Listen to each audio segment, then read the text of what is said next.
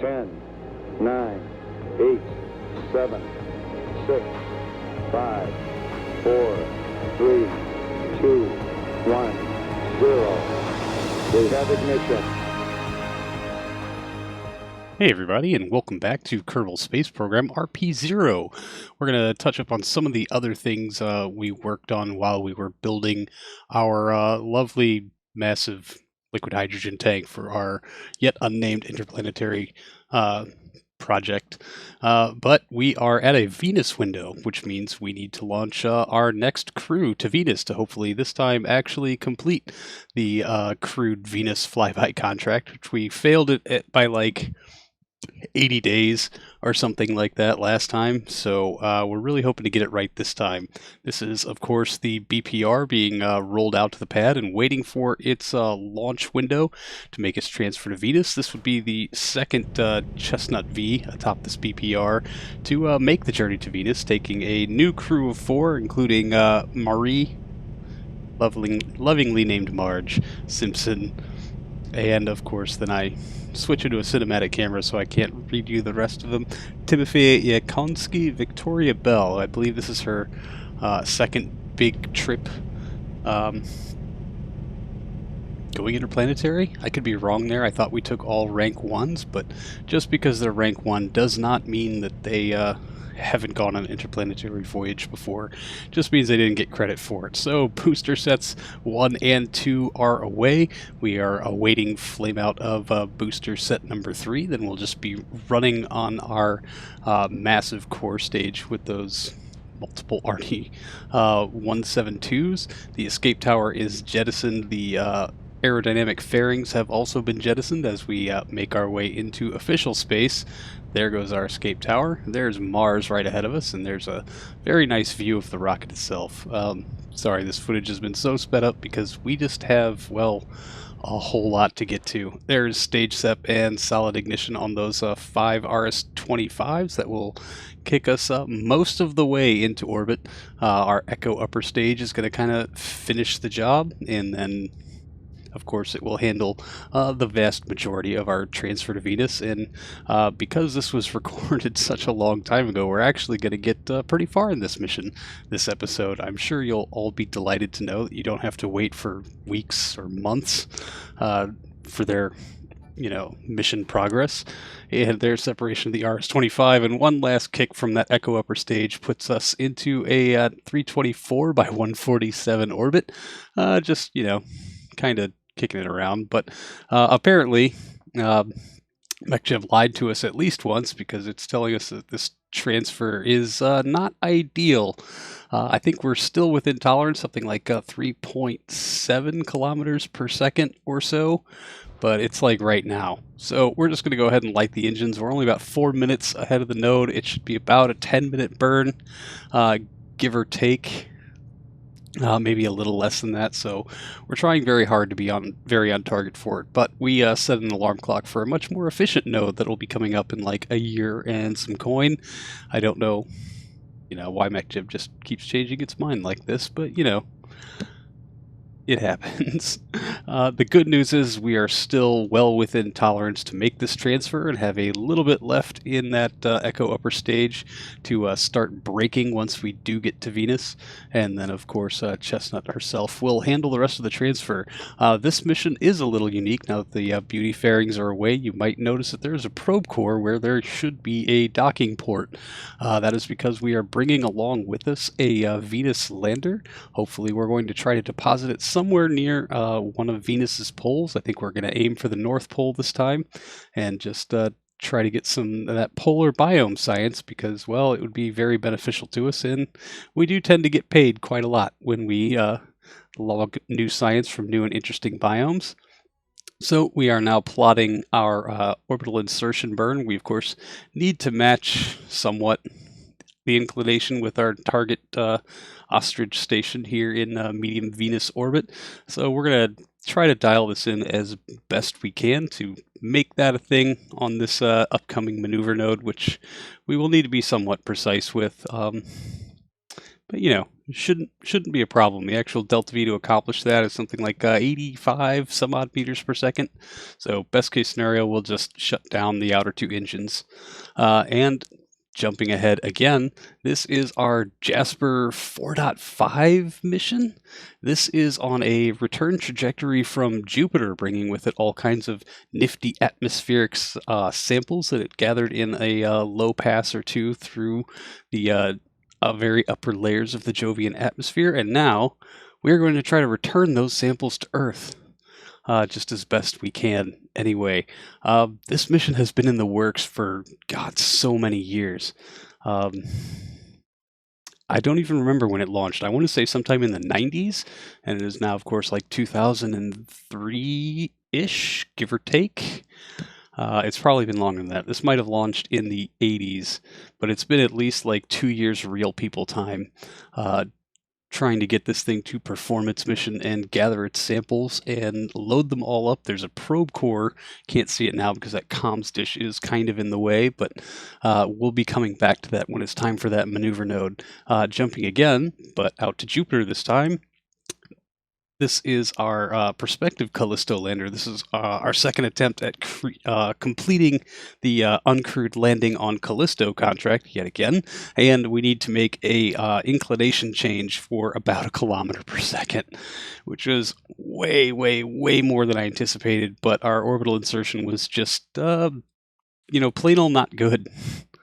Yeah, it falls on me. It was just not good. But we have a pretty good orbit now, and we're just going to try to plot out our next move. We do have an obscene amount of delta V left in this capture stage, about 6.2 kilometers per second. And that was the failure of the previous mission, is that I did not have very much delta V and tried to be efficient with it, but I'm just really bad at gravity assist. So we're going to try to do better this time. Anyway, jumping several months ahead, or like 90 days ahead, something like that, we are returning to our Venus crew, who is about to make their mid-course correction and try to get themselves lined up for their target there at Venus. And, hopefully we can accomplish some good out of this. So yeah, it's 77 meters per second after dialing it in. Now that we're a little closer to everything that needs to be done, we've shut down the 2 outer engines. And it looks like we're going to try to do some of this on RCS. That proved to take too long, so we did, in fact, fire up the center engine and get ourselves lined up. And now we'll plot the node for capture, and it is pretty cheap, but we're coming in on the wrong side. Yeah, we are off our inclination by like 180 degrees, so we'll just light that center engine back up again and push ourselves all the way around until we're actually coming in on a good approach. Hooray! That node's plotted. We have the alarm set, and chat has informed me that we have a Jupiter to Neptune window coming up very soon. In December of 2003, I believe. So we are prepping 2 of our kind of universal landers. It's kind of the same mission that you saw that's going to Callisto with little to no modifications on it, really. And then this, of course, is the Origami T that we landed on Titan just a while back. And I think, it's going to explode due to pressure anyway. Maybe we just see if we can't take a quick jaunt around Neptune's upper atmosphere, but of course that's going to require some modifications, namely a buffer tank with RCS. We can move the core down, and a heat shield for breaking into that initial upper parts of the atmosphere and hopefully, not exploding. And since we do have some more advanced technology since we launched the Titan mission, we can kind of update this spacecraft a little bit, save a lot of tonnage by changing out avionics to something that's a whole lot lighter, updating our thrusters, and of course changing our fuel mix, but then, trying to dial things in so that we can, make this mission a success and hopefully get everything we need to behind the heat shield if we should have to aero capture at Neptune. I don't think we will have to because we're getting that free assist from Jupiter, so our transfer delta V is going to be much, much lower than it would if we were trying to do Neptune direct. But all the same, it looks like we're going to need the outer tanks, but we're still, I think, a couple of tons actually lighter than the mission we sent to Titan, which did fly Saturn direct, and it took like 7.5 years to get there. And this is, of course, flying on top of an older DN5 model because I just don't want to update the launch vehicle for something that's pretty much purpose-built. So we'll get all of these put into the build queue, and we'll be launching them hopefully sometime very, very soon. We just got a few little details to figure out here. So there's that packaged up, ready to go. And now we will return once again to our Venus crew, who's going to make one last orbital correction here to bring themselves a little closer to the top of the atmosphere so that we can take full advantage of that Oberth effect as best we can. Anyway, we're going to do this on RCS because we need to preserve our ignitions. Yep. And as I say that, I light the engine. We still have one ignition left on that center engine. We just needed to do orbital insertion. So look at me, not remembering anything about my own streams from, God, I don't even know how long ago this was. A month? Something like that. I'm so way behind on everything, and I promise the next episode of How Not to RP1 will be coming out pretty soon. I haven't even started to edit it, but I promise you that I will. So we've warped down. Our total orbital insertion delta V is 1.1 kilometers per second. 700 of that is going to come out of the Echo upper stage, which, considering it was a non-optimal transfer, that's pretty awesome. So all three HG3 engines have a good light, and there is ignition of the Chestnut upper stage, and yeah, Echo deciding it just wants to bounce around for a while because, well, KSP is going to be KSP. They are in orbit. We're going to let them park here for a little while we handle some other business. Namely, our returning Jasper probe has made its entrance into Earth's SOI, and I really, really, really wanted to do this because I have been so excited for this mission for so long. So the first thing we're going to do is jettison this atmospheric probe and put it on its own trajectory. Because the mothership here is kind of slated for destruction. We're just going to let it burn up in the atmosphere. This little itty-bitty probe core up top here, that's the only part we actually care about. That's the return vessel. That's what contains all the science, all the samples, everything. The entire mission kind of rides on that survival of that little tiny probe with its little tiny heat shield being able to do its thing. So, we're just going to hope for the best, I suppose. I really have no idea if anything is going to survive these kinds of reentry speeds. We're already up to 16 kilometers per second, and we're just going to go ahead and light these engines one last time to get as much braking as we can while trying to dial in a pretty good periapsis. I think I was going for right about 70 because that seemed like, it might be okay, but we're only able to slow down just a little bit, and same glitches before. Our mothership probe has gone in and out of range. But anyway, I'm going to turn you over to old me for the rest of this. Quick save complete. Time warping. Please don't explode. Please don't explode.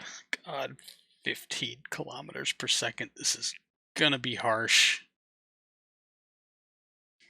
Yes. Should we jump to ship? God, no, we can't. That's behind us. Do not delete unclose, though. We'll see what happens. Thunk.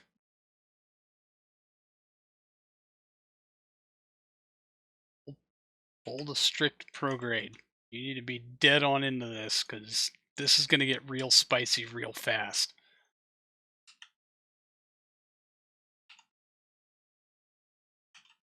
I'm really, really, really hoping that you can tolerate 15 kilometers per second of heating. Please don't explode. That's all I need. It's for you to just not, please not explode. That's gonna pop for sure. That thing is just doomed.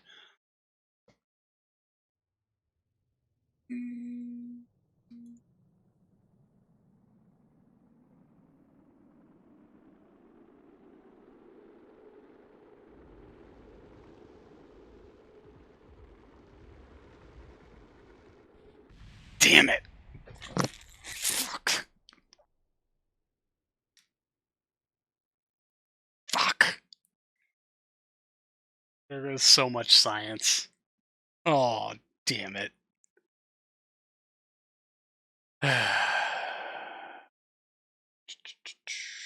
Heat shield burned up from overheating. Yeah, it was just too much. And then the Ranger core exploded, and the rest of it followed suit. Let's check on our little proby friend. Yeah. F in chat for Jupiter sample return.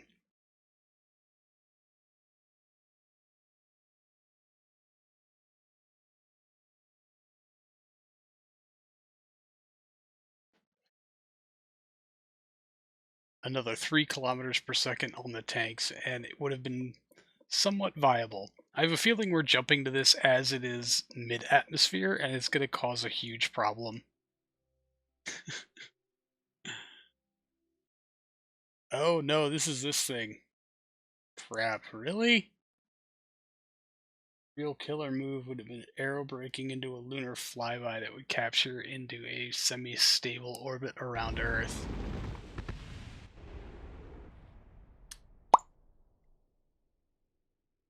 Yeah, I should note that we did revisit that little atmospheric probe, but yeah, it had already passed through the atmosphere without exploding, and well, there wasn't enough DV to capture, so it too is just gone. So we're going to jump ahead a few more months to our Mars launch window, which brings out the return of an old RA9 model. This is flying yet another origami glider, this one slated for Mars. Again, we're going to try to put down somewhere over the poles and just see what it's like to try to fly at the worst place in the solar system to try to fly. It's a vehicle that has proved successful on Venus and Titan, and, well, Earth as well. Bodies with, significant amounts of atmospheric density. Mars, yeah, no, not so much, but it's a very cheap experiment to run, and maybe we'll be able to radio in some data while we're covering some new biomes before we plummet terribly into the surface.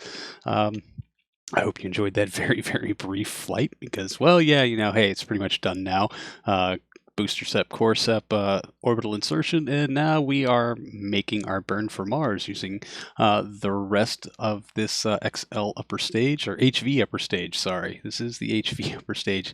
I have not flown one of these in years, and it's still just a dream to fly. I really should try to update it so I can ruin that for myself. So there is our orbital insertion coming in perfectly over the South Pole. Capture point is planned. We'll be coming back to that soon enough. Back out on the launch pad now. I do believe this is our crewed Mars lander deployment. Finally. I did a lot of testing with this system a very long time ago and was able to prove that it works fairly reliably. It is not reusable. No part of it is reusable. Every time we want to land a crew, we're going to have to bring another one out with us, but it's well, it's cheaper than trying to fly out our replacement system, especially since we weren't even really able to get those into Mars orbit. So yeah, I think this is our next best option. The lander itself, a little bit more reliable, a little bit more margins on the Delta V. You can see here the Aero shell with its space beans across the top. That's going to be responsible for the last little bit of orbital insertion and maneuvering fuel to get it docked to Harmonia Station there in Mars orbit, and then the crew will board through hatches, thank you Connected Living Space, and proceed with a landing, hopefully, an on-target landing. We can only hope, but that should be coming up, I don't know, in the next couple of weeks, months, maybe. I'm hoping I can get to it sometime before Extra Life 2020, because I'd like to be doing around 2 of this around then, I guess. Probably. Something like that. Anyway, we made orbital insertion. Core stage is away. The Delta upper stage here handling the rest of our Mars transfer burn as I just kind of try to poke in that Aero shell and show it to people who I haven't had this device on stream in literal months. I know time is all fuzzy-wuzzy now, and I can't remember how long ago things were, as every day is exactly the same. Mars transfer burn is pretty much complete. This is going to be on target since we kind of dial in our correction node a little bit, and we'll get it pointed at Harmonia and set our alarm. That's going to do it for this one, everyone. Thank you so much for hanging out. I really do appreciate it. I will see all of you in the next one. So until then, see you later.